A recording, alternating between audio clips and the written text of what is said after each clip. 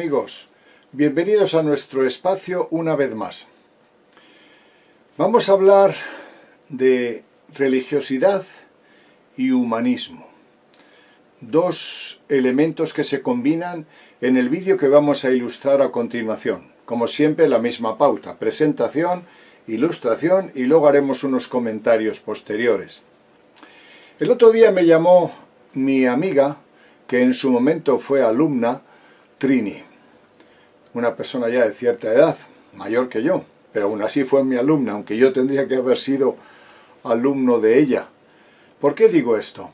Fijaros, Trini es una mujer que ha estado al servicio del más allá, al servicio de personas que han muerto de una manera a veces inesperada o con cierto trauma.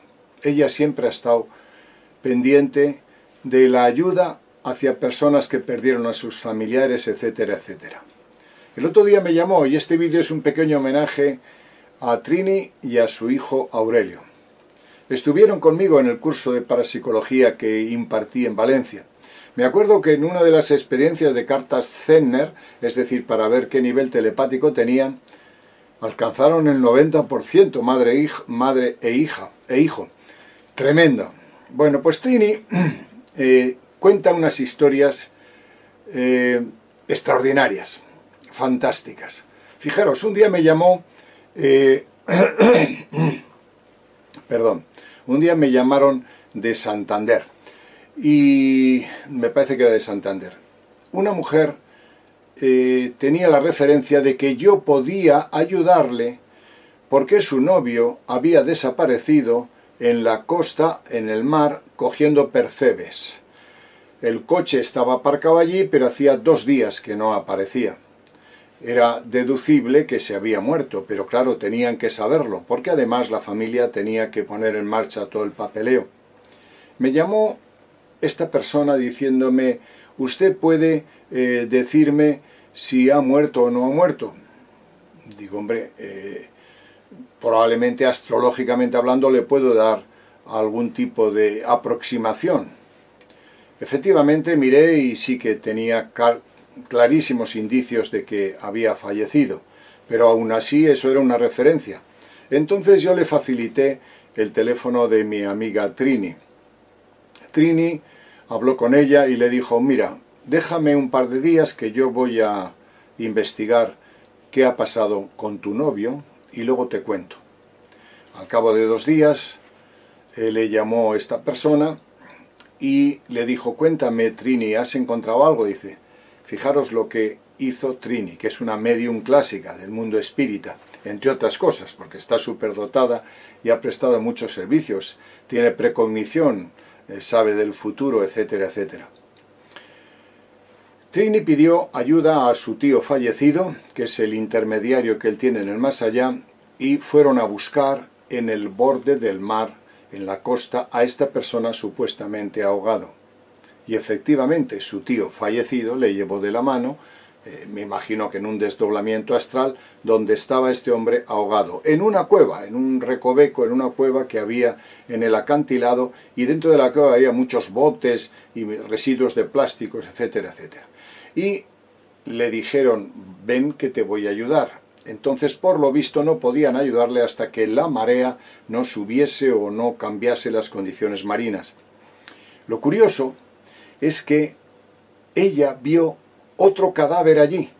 Cuando estaban intentando rescatar o traer a la persona que había desaparecido 2 días antes, encontraron otro cadáver ya descompuesto que llevaba 20 años allí. Un marinero que había muerto y que estaba allí. Entonces, ella a los dos les dijo: tenéis que venir, o vamos a hacer, no sé cómo lo haría con su tío. El caso es que a la persona que me llamó le dijo: mira, el día tantos del mes, le dijeron día y todo, o sea, pero 10 o 12 días después, aparecerá tu novio flotando en la costa y además aparecerá otra persona que ha fallecido hace muchos años. Y efectivamente, matemáticamente, aparecieron los 2 cadáveres. Uno recién fallecido 2 o 3 días antes, bueno, 2 o 3 días, habían pasado ya 10 o 12 días, y luego apareció el otro en un estado de alta descomposición. Aquello fue tremendo. Trini es tremenda, puede acertar o puede buscar cosas en el más allá de una manera extraordinaria. A ella no le gusta hacerse publicidad, por eso se llama Trini realmente, pero no quiere, tiene ya 84, debe tener por ahí más o menos años, ha prestado un gran servicio. En forma silenciosa, no pidió nada a cambio, ayudó a esta persona y así pudieron acceder al papeleo, a certificar la muerte, etcétera, etcétera. Había temas legales por medio también, si no recuerdo mal. Por eso el otro día me llamó y me dijo, Lice, ¿por qué no hablas del más allá? Siempre estás hablando de extraterrestres. Y dije, ciertamente, vamos a hablar. Por tanto, Trini, he cumplido con la promesa que te hice y vamos a presentar este vídeo ilustrado de una emparedada. Os advierto, el vídeo es fuerte. Algunas imágenes son muy impactantes y muy duras. Y he dicho que vamos a contrastar dos historias, el humanismo y la religiosidad. Fijaros, para ser sintético, hacia el año 320 y tantos más o menos, se deificó a un personaje, el Concilio de Nicea, y con el patronazgo del rey Constantino el Grande, el emperador, se deificó, se concedió a Jesucristo la categoría de Dios. Está bien, es una opción que tuvieron los antiguos cristianos que había allí. ¿Qué ocurrió? Que junto con la legalización de Jesucristo como Dios, como Hijo único de Dios, o Dios también, se perpetuó, se legalizó la casta sacerdotal. Y esa casta sacerdotal, a lo largo de la historia, ha cometido crímenes, envenenamientos, guerras, apostasías, herejías, violaciones y emparedamiento. Ha emparedado a las personas que no les gustaban, sobre todo a mujeres embarazadas. Es curioso, la Iglesia en aquel tiempo y hasta hace muy poco castigaba a las mujeres que se embarazaban y eran solteras. Y si eran monjas, por ejemplo, para evitar el escándalo, las metían en una pared o las sepultaban incluso vivas para que escarmentaran. Aquello era terrible. Bueno, pues mataban a la persona embarazada y al niño que llevaban dentro. Y ahora están propiciando el aborto, pero es una pequeña contradicción. O sea, están en contra del aborto cuando eran capaces de matar no a uno, a muchas, a miles de personas que tuvieron el desliz, cometieron el pecado de hacer el amor y de quedar embarazadas, que es lo más grande que puede concebir el ser humano. Pues eso era castigado por aquella casta sacerdotal represiva. Pero no hace mucho. Hace poco en España hemos tenido otro escándalo por el cual una monja y una serie de colaboradores a las mujeres solteras que tenían hijos les quitaban el hijo y decían que estaba muerta y se le entregaban a otra familia. O sea, es que sigue la práctica, ha sido hace poco. En España se ha juzgado hace 4 o 5 años ese proceso. Terrible, siguen igual. El pecado, ¿quién inventó el pecado? Esta casta sacerdotal, que inventó un Dios.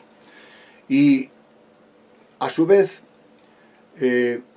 esta casta sacerdotal, además de inventar el pecado, ha perseguido con todo tipo de artilugios, con armas, con acechanzas, con mentiras, con presiones. Fíjense ustedes, la Inquisición. La Inquisición fue terrible, es la negación del espíritu. La Edad Media es una edad de regresión intelectual del ser humano terrible, propiciada por aquellos que actuaban en nombre de Dios. Esa es la historia terrible de la religiosidad. ¿Por qué existe la religión? Existe la religión porque el ser humano necesita vivir, no sabe salir del espíritu de manada. Es decir, el ser humano siempre tiene un líder. Necesita un líder que le proteja, que le guíe, que le instruya, y él cómodamente se queda para que le dirijan. Por tanto, en el mundo existe los que gestionan la paz, que es el ejército. De vez en cuando una guerra no viene mal. Lo que gestiona nuestra vida social, que son los políticos. Y los que gestionan el espíritu, que son los religiosos. Y esas castas han llevado al mundo invariablemente a través de la historia a muertes, a conflictos y a tensiones. La historia que voy a contaros es real. Es una historia ilustrada de un artículo de Colin Parsons, un periodista que en su momento, en Inglaterra, el siglo pasado, digamos que contó una serie de historias que a mí me impresionaron, sobre todo por la dureza, por la crudeza de la historia, por la impiedad que estas monjas y esta casta sacerdotal impuso a una pobre niña de 15 o 16 años que había quedado embarazada. La emparedaron en vida. No sé cómo existe la Iglesia, no puedo existir, no sé quién la alimenta, porque hasta hace poco, ahora el otro día, el escándalo de pederastia es terrible. En fin, han impuesto pleitos en todo el mundo, la Iglesia no puede pagar todo lo que tiene que pagar en compensación a los abusos sexuales. No entiendo que exista la Iglesia, y no entiendo sobre todo que la gente vuelva a tener que someterse al espíritu de la manada para que le dirijan al cielo. Yo pasé por eso también, estuve en una pseudo-secta donde mi maestro era casi Dios, pero claro, yo era elegido, me concedió el ser elegido, el ser único, el formar parte de algo que solamente las entidades de arriba podían entenderlo. Y yo miraba, fijaros lo que es la estupidez humana, yo miraba a mis familiares como diciendo, pobres chicos, que ellos no están elegidos, yo sí estoy elegido. Locuras de juventud. Bueno, pues ese espíritu de manada nos hace aceptar que haya un Dios. Y además, que para llegar a Dios, administre en esta casta nuestra forma de acercarnos. Y eso ha sido terrible, ha sido la negación del espíritu. Junto a ese proceso, que es la religiosidad, existe el humanismo. En la historia que os voy a contar, al final, la madre que conecta con esa mujer que había sido emparedada, esa chica que había sido emparedada, deja la religiosidad a un lado, no se vuelve agresiva contra ella, sencillamente dice, esto ya no se hace, y pone delante su humanismo, el amor hacia una mujer que sufre. Humanismo sin Dios, humanismo sin castas, sin manipulaciones, sin retrocesos históricos. Es terrible, es terrible. En fin, la historia que os voy a contar ahora, por no alargarme, luego haremos unos comentarios, es un conflicto entre la religiosidad y el humanismo. Al final, lo que vale es el amor que tengas hacia tus semejantes, hacia la naturaleza.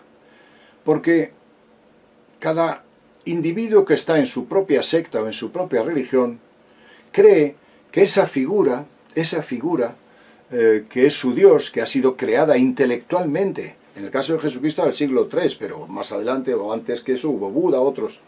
En el 325, en el concilio de Nicea, se le concedió a Jesucristo la deidad. Y necesitamos un Dios, porque no somos capaces de ejercer nuestra libertad, no somos capaces de vivir en asamblea, de contrastar. No es necesario que te dirijan, que te manipulen y que te lleven, pero es así, repetimos los mismos problemas permanentemente.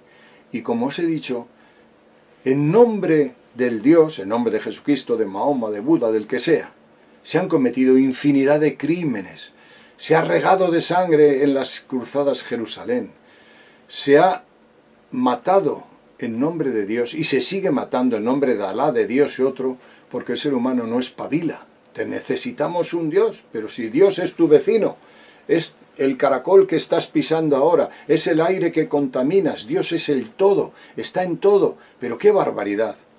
En fin, no quiero, es una historia triste, pero a su vez esperanzadora.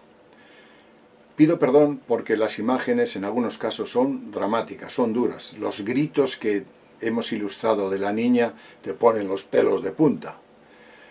Pero fue lo que ocurrió, fue la historia real.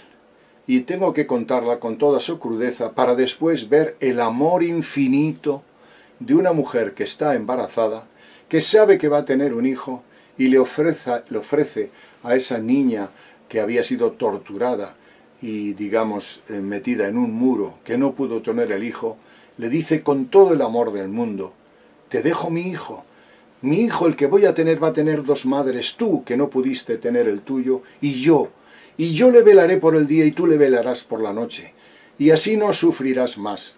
Terrible la historia, tremenda, pero a la vez de una pasión, de un enamoramiento, de un cariño que ofrece esta madre, porque no hay más, el mayor amor del mundo es la madre, también el padre, pero bueno. Entonces, dejemos en paz a Dios. O enterramos a los dioses, fijaros lo que os digo, o los dioses nos entierran permanentemente y sistemáticamente a lo largo de la historia y hasta el final de nuestros días. Tenemos que encontrar a Dios en el vecino, en el amigo, en el aire, en el árbol, en la naturaleza. Eso es humanismo. Ese es el verdadero Dios. Porque si tú coges a tu Dios, a Jesucristo, o el otro coge a Buda, y lo vas a las antípodas, o vas a Etiopía, o vas a otro sitio, a una selva, se ríen porque dice, ese Dios no es ese no es Dios. Yo tengo otro, y te presentan su ídolo. Es decir, somos unos gregarios. Necesitamos que nos manipulen, necesitamos que nos arrastren para arriba y para abajo, para ir a un cielo que se lo han inventado, y con un Dios que se lo han inventado. En fin, os dejo sin más, perdonad mi apasionamiento, porque grabando el vídeo, la historia, la había leído hace muchos años, han vuelto a mí las lágrimas. Pero bueno, de esta manera, y perdonad por la licencia, cumplo con mi amiga y entrañable alumna Trini y su hijo, Aurelio, y os dejo a continuación con la ilustración del artículo de Colin Parsons que hemos adaptado. Después haremos unas conclusiones o unos comentarios.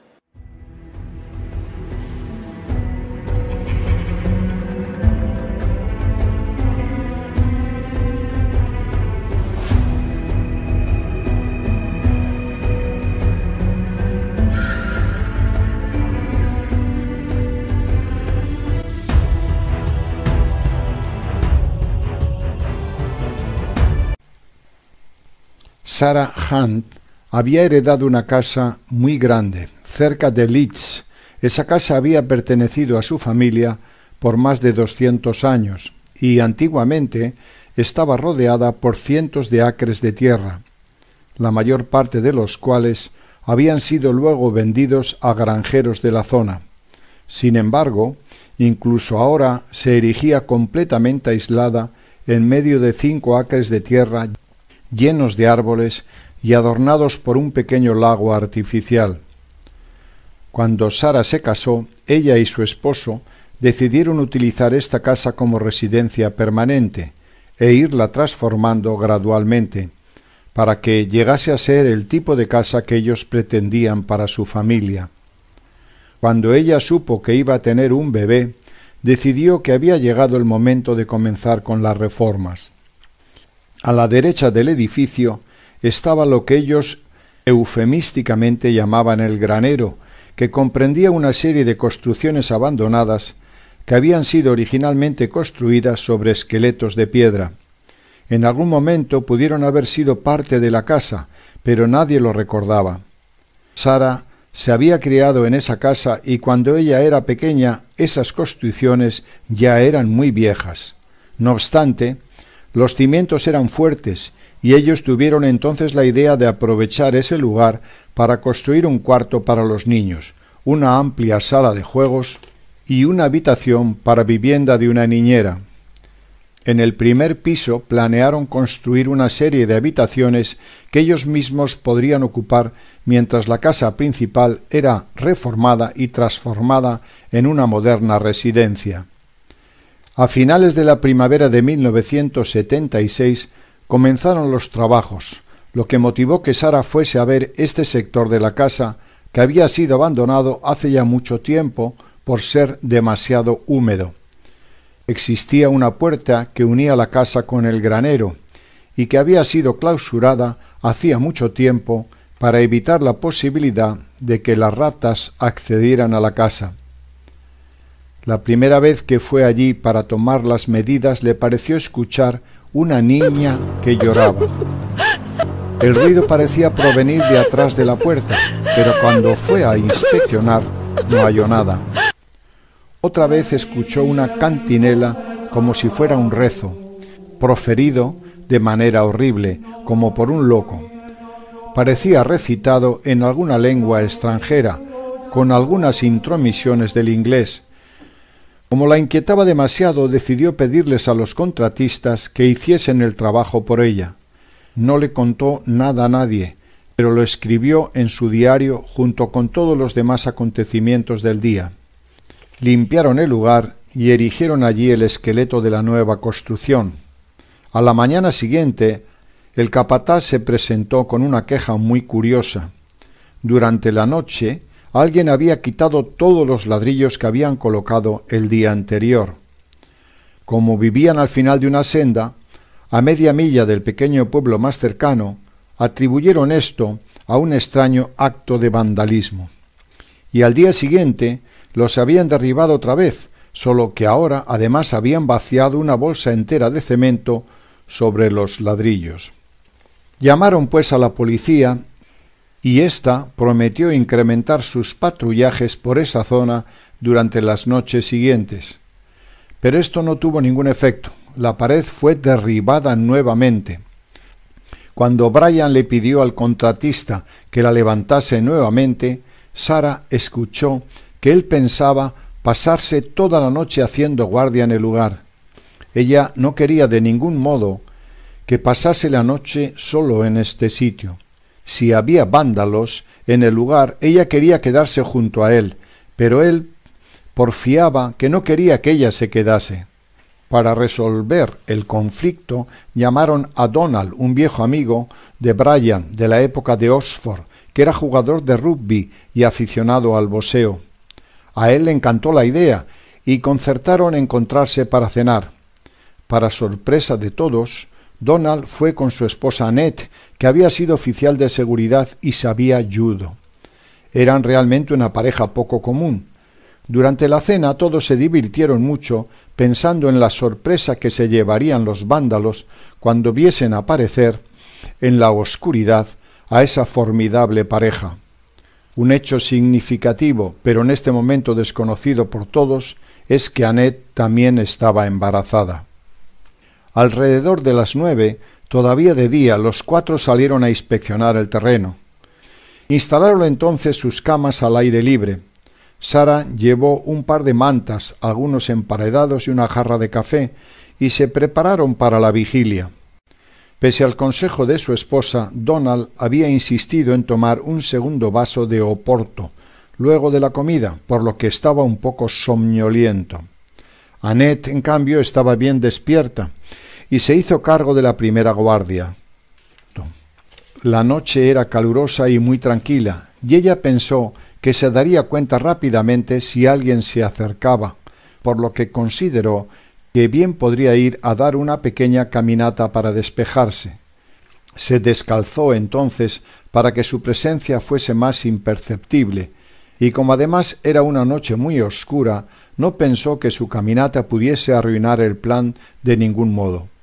Cuando dejó atrás la pared, repentinamente sintió un intenso frío y su entorno cambió completamente. Se encontraba en una habitación y la luz de la luna se filtraba por una abertura en el techo, pese a que hacía un momento no había luna. El fondo de la habitación, que en teoría debía de lindar con la casa, no se podía ver. Se dio vuelta, pero frente a ella había otra pared, también de piedra, muy sólida y llena de escarcha. Recuerda que intentó relajarse y respirar profunda y lentamente para evitar el pánico, ya que nunca antes había estado tan atemorizada. Se abrió entonces una puerta en el rincón de la izquierda y entraron 4 figuras, una de las cuales llevaba una antorcha luminosa con la que fue encendiendo otras 4 que estaban adosadas a las paredes. En ese momento la estancia quedó completamente iluminada. Sentada en una cama había una niña de alrededor de 15 años, que según Annette era extremadamente bella.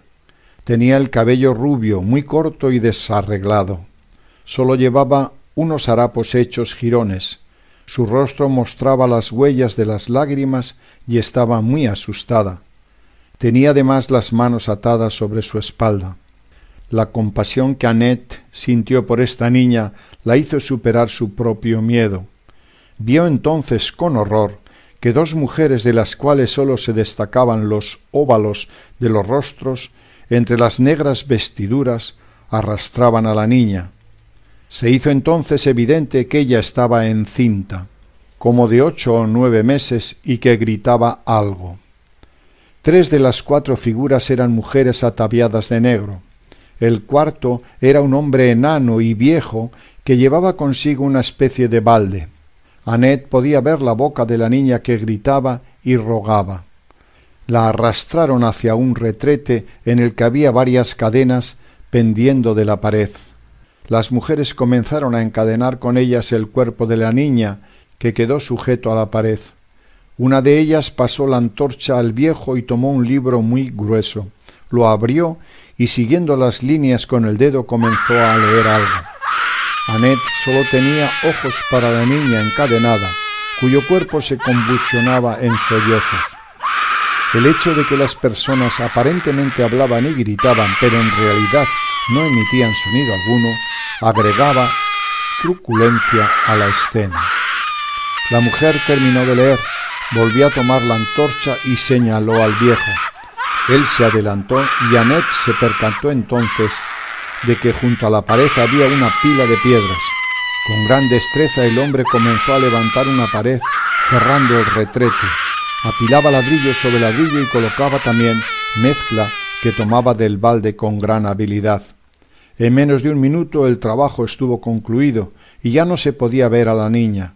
Solo quedaba una diminuta abertura en la que el hombre quiso colocar una última piedra, pero la mano de una de las mujeres lo detuvo. Entonces se produjo una humareda y nuevamente la oscuridad rodeó la pared que encerraba a la niña.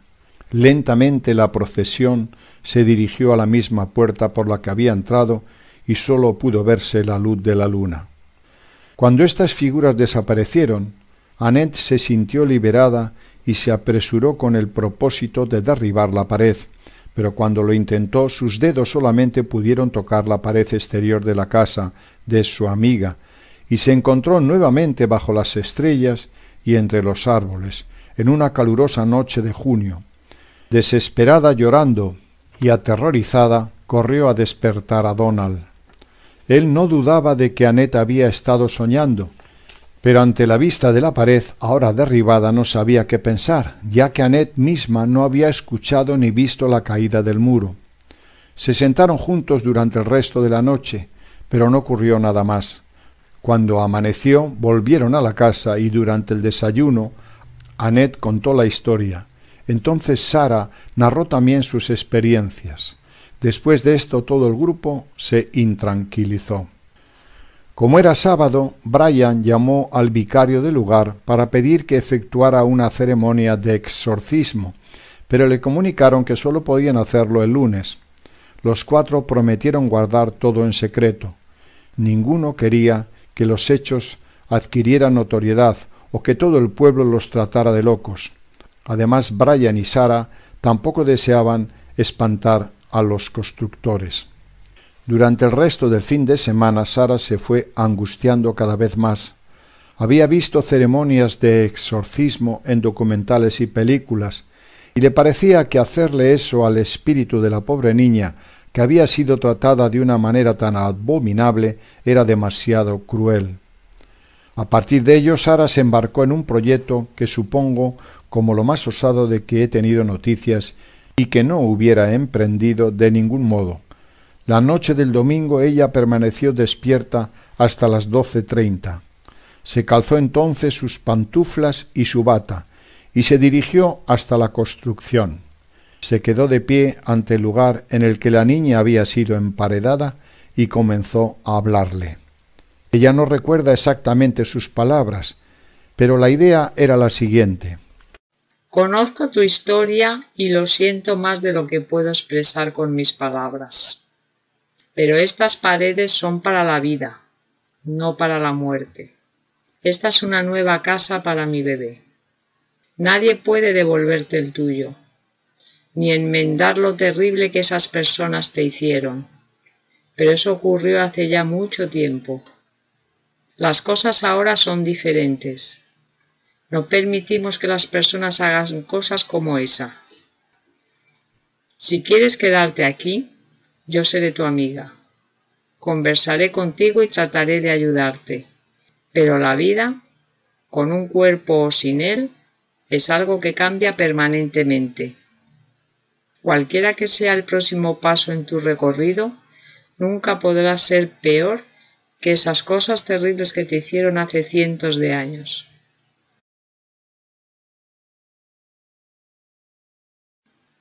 Toma mi mano y fíjate si mi fuerza puede ayudarte a salir de esa horrible existencia. Y acuna a mi hijo como si fuera el tuyo, que no viste nacer. Será el bebé más feliz del mundo, pues serán 2 las madres que guarden sus sueños. Sara, cuando ella sintió la presencia de la niña vacilante pero no agresiva, y que caminó lentamente hacia adelante con los brazos extendidos, entonces sintió por unos instantes que alguien la tomaba fuertemente de las manos. El contacto era cálido y suave, sin una sombra de malicia o enfado. El contacto pareció suavizarse y sintió que las manos se deslizaban por las suyas como si la persona se estuviera yendo. Entonces el espíritu se fue para siempre. Cuando me puse a investigar este caso, descubrí que allí había habido una especie de casa religiosa para la época en que Enrique VIII había disuelto los monasterios, y hay evidencia de que ese lugar fue utilizado por mucho tiempo como granero o establo de vacas hasta que la familia Han compró la propiedad a mediados del siglo XVIII. La práctica medieval de emparedar a las novicias o religiosas cuando quedaban embarazadas, si bien no era muy frecuente, se daba en ocasiones. Hay un hecho revelador en la historia de Annette que me proporciona la certeza de que su relato es verdadero. Es cuando la mujer detiene al hombre antes de que éste coloque la última piedra. Aunque no es un hecho muy conocido, algunas de las órdenes religiosas querían que quienes eran emparedadas muriesen lentamente de hambre y sed y no por asfixia, que es una muerte mucho más rápida. El pretexto de este comportamiento tan sádico era que de este modo la víctima tenía mucho más tiempo para arrepentirse de sus pecados. Aunque parezca horrible, lo que la monja estaba leyendo a la niña posiblemente era su servicio funerario, un refinamiento de la crueldad difícil de creer. Y la construcción finalmente se levantó, y aquel niño nacido tuvo 2 madres, Sara y una niña de 15 años, que en las sombras de la noche acudía a acariciar al pequeño que nunca llegó a tener, pues unos canallas dogmatizados la habían emparedado junto con el fruto de su vientre, que ahora estaba felizmente en el regazo de Sara, una madre valiente que había comprendido su sufrimiento y dolor, alimentado por cientos de años.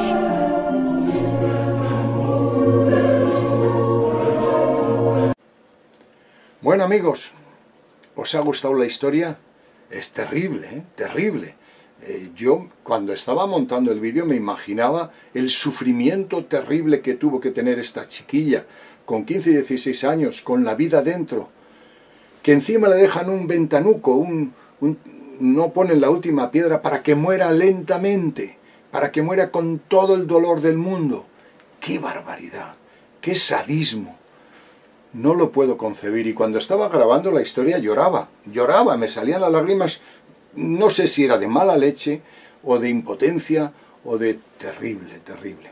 Bueno, ¿en qué nivel de gestión de tu vida estás? ¿Quién te dirige? Os recordaros una cosita, la casta política dirige vuestro bienestar, el estado del bienestar. El ejército dirige la paz, o controla la paz. Y los sacerdotes, o la casta sacerdotal, o los gurús, ahora se ponen de moda los gurús, gestionan vuestro espíritu. Y nos manipulan, o políticos, o militares, o religiosos. ¿Cuándo vamos a encontrar la autonomía, la libertad y la capacidad de entendernos el hombre con el hombre, poniendo delante el humanismo, el que ha puesto a la mujer embarazada para ayudar a la niña que estaba emparedada? ¿Cuándo va a ser eso? Nos va a costar mucho. Pero estamos en el milenio, hemos inaugurado un tiempo donde la era de Acuario va a suprimir todas esas monsergas de dioses, de estigmas, de sufrimiento, de masoquismo, para adentrarnos en un concepto universal, donde la asamblea, el amor a la vida, la humanidad, la reunión con la fraternidad universal de otras razas, de otros planetas, de otros sitios, nos va a unificar y nos va a dar criterios de pensamiento unánimes, porque ahora este mata en nombre de Alá con una metralleta y el otro mata en nombre de Jesucristo, se defiende. Así fueron las cruzadas y ahora el Estado Islámico hace cada barbaridad de miedo en nombre de Dios y están fanatizados. Fijaros, hubo una historia interesante que quiero que investiguéis y luego comentamos en el chat. El padre Ernestini, o Ernetti, era un profesor de canto del Vaticano. Y este hombre inventó, descubrió, está todo entre comillas, vamos a ponerlo entre comillas, a lo mejor no existió, a lo mejor sí, descubrió el cronovisor. ¿Qué era el cronovisor? El cronovisor era un instrumento, él decía, la teoría es, todas las cosas emiten vibración o emiten sonido, o una cosa ha recibido sonidos del exterior. Yo tengo una vasija de barro del siglo II antes de Cristo. Bueno, pues esa vasija de barro ha recibido sonidos, impactos, emociones de la familia que lo tenía. Entonces, este hombre decía, bueno, este sacerdote, si buscamos la forma de almacenar lo que la vasija ha recogido a lo largo de la historia, lo podemos coger, lo podemos atrapar, mediante un sistema electromagnético podemos expresarlo en imágenes. Y se inventó el cronovisor. Y ese cronovisor sacó fotos, a ver si saco alguna, de las que dicen que lo sacó el cronovisor, sacó fotos de Napoleón, de Jesucristo y de otros personajes a lo largo de la historia. ¿Sabéis lo que hizo el Vaticano? Censurar la máquina y prohibirla. ¿Por qué? Pues sencillamente porque la historia que la máquina contaba, que era real, no tenía que ver nada con la historia que han trasladado de distintos personajes, sobre todo del propio Jesucristo. Imaginaros que Jesucristo, no quiero hacer blasfemias, porque siempre en este tipo de chats y en este tipo de vídeos siempre sale alguno que coge la metralleta o te llama de cualquier... Imaginaros que Jesucristo estaba haciendo el amor con María Magdalena. El Código Da Vinci, qué peliculón. Estaba haciendo el amor, pero ¿qué hay de malo en el amor? ¿Qué hay de malo en hacer el amor? No lo sé, debía ser pecado, porque esta pobre chiquilla que estaba emparedada hizo el amor y la condenaron a morir. Pero imaginaros que el cronovisor del padre Ernetti nos muestra a la imagen de María Magdalena haciendo el amor con Jesucristo. ¡Ay, Dios mío! ¿Qué ha pasado? O imaginemos que la Virgen María no concibió del Espíritu Santo y sacan esas imágenes. ¡Ay, Dios mío! ¿Qué pasaría? Es imaginación, no digo que sea así, y yo no quiero hacer dogma de fe ni contravenir ninguna norma. Lo que quiero decir es que estamos en un tiempo que hay que evolucionar en el pensamiento, porque si no, volveremos a ser arrastrados por las castas sacerdotales y manipulándonos para un lado o para otro. Es un tiempo de libertad, es un tiempo de razonamiento. Fijaros, en aquel tiempo existían, en el siglo III, existían dos filosofías sobre todo, la erudita, la Biblioteca de Alejandría, donde estaba Hipatia y una serie de personajes, eran astrónomos, eran científicos, eran observadores, eran médicos, y utilizaban la razón, la inteligencia y las pruebas de las cosas que ocurrían. Y por otro lado estaba un montón de personas que solo se les exigía fe. Usted podía ser el más burro del mundo, pero si tenía fe era bien acogido. Entonces, ¿qué ocurrió? Que al ser una religión tan simple, tan sencilla, donde no te exigían pensar, sino acepta estos dogmas, ¿tienes fe? Sí, para adentro.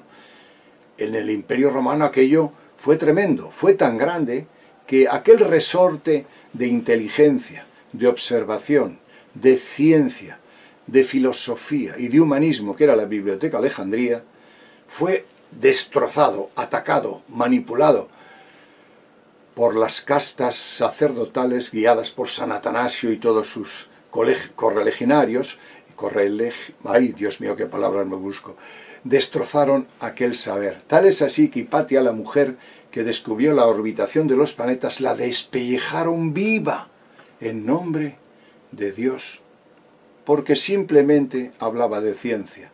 ¡Qué tiempo más oscuro y más terrible!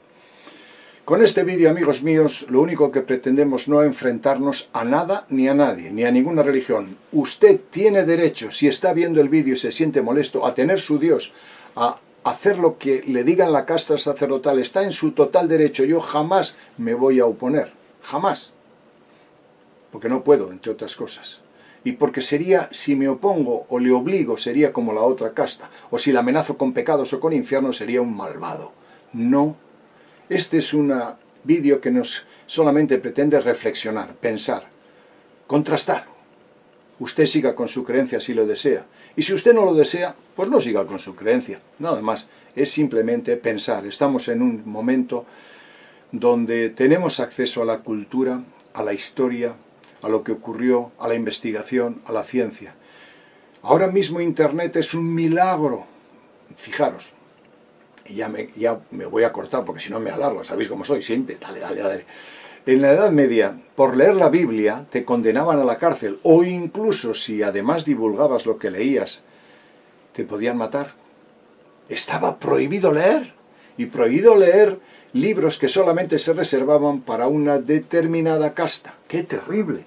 Prohibían leer, prohibían estudiar, prohibían razonar, pero causaba la muerte y causaba la cárcel. Era terrible. Ahora, afortunadamente, yo me meto en Google o en otro buscador, no vamos a hacer, digamos, elitismo de una sola marca, tecleo un concepto y salen 2 millones de páginas instantáneas que puedes leer, que puedes contrastar. Hombre, todo no es dogma, mucho de lo que viene no vale para nada, pero para eso está tu discernimiento. ¡Qué tiempos! En la Edad Media. ¿Os acordáis de la película En nombre de la rosa? Otro peliculón fantástico. ¡Qué bárbaros eran los de la Inquisición! ¡Qué sinrazón! ¡Qué locura! Aquella película me impactó también. En fin, os dejo con el vídeo, os dejo con la reflexión, os mando un cariño y además os pido que seáis indulgentes con mi apasionamiento, mi gesticulación y mis afirmaciones. Solo pretendo participaros un pensamiento, lo que yo siento, con absoluto y total respeto para las figuras religiosas que cada uno tenga, bien sea Jesucristo, al que respeto profundamente, bien sea Buda, bien sea Mahoma, o el que usted tenga. Y si estás en la selva, tu propio Dios.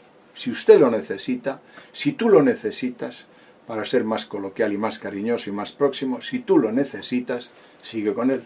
Yo francamente no lo necesito y además me dan miedo. Os dejo con un abrazo, un fuerte beso y un cariño hasta la próxima intervención, hasta el próximo vídeo, porque os aseguro que volveremos. Gracias.